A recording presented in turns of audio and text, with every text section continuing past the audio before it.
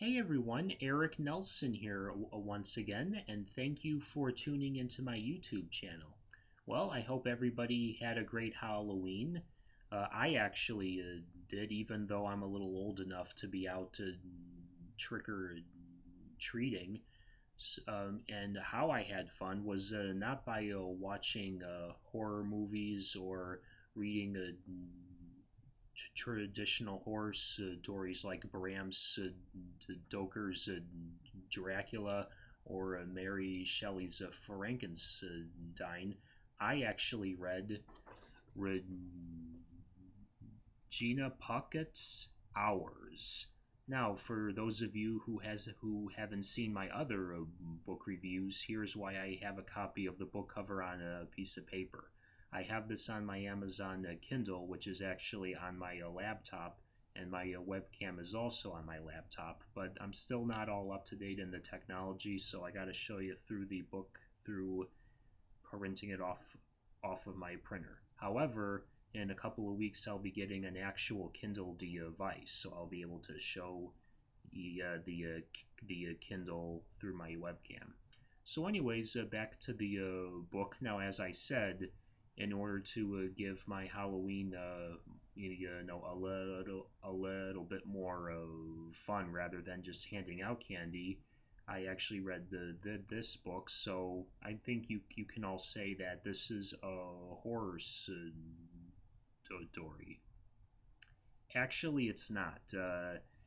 It's more frightening than that. Even though this is actually a short story, you would think that there wouldn't be a whole lot of scenes for you to to frighten you, but it is actually. After I read this book, I was satisfied that I was frightened, but at the same time, when I went to sleep, yeah, I didn't have a good time. I really had a hard time sleeping, and reading a book and making me afraid to go to sleep, it takes a lot for that. I mean, with the movie, you would, for me, I can understand, because you would see images on the TV, but you have to imagine this stuff in your mind. So, author author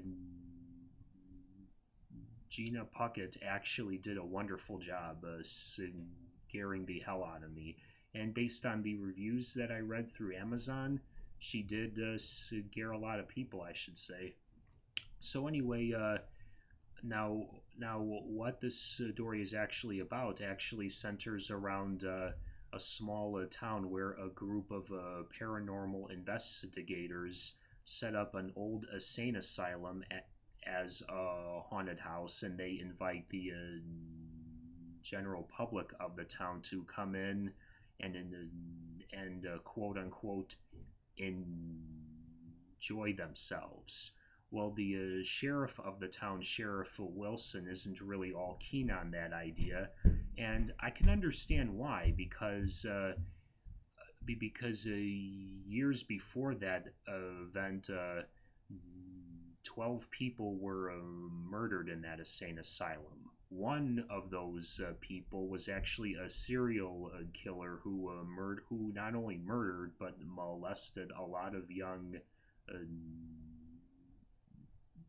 children. And actually, before the investigators or the before the paranormal investigators come to the asylum and set it up as a haunted house, there were actually rumors that some weird things happened.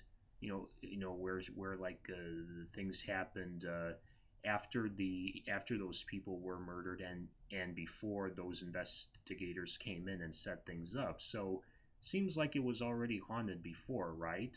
Well, as I said, in my other reviews, I don't want to reveal too much, and because it's up to you, the author, to read and to be entertained. And in this case, uh, to be frightened is an understatement. I don't know. I don't know if frightened is the word. But I will say this: the ending is very unexpected. Now, is it an ending that is going to scare you almost to a death? Is it an ending where it's going to make everything, well, like where it would make everything in the book out to be a hoax? Is it an ending that's going to make you laugh? Well, I'm not going to say, but let me just say it's unexpected, plain and simple. But for all the horror buffs out there who are real horror buffs, who know every single cliche or every single, how should I say this, non cliche, I think we could have seen it all coming. But then again, with all the horror in this, I think we probably would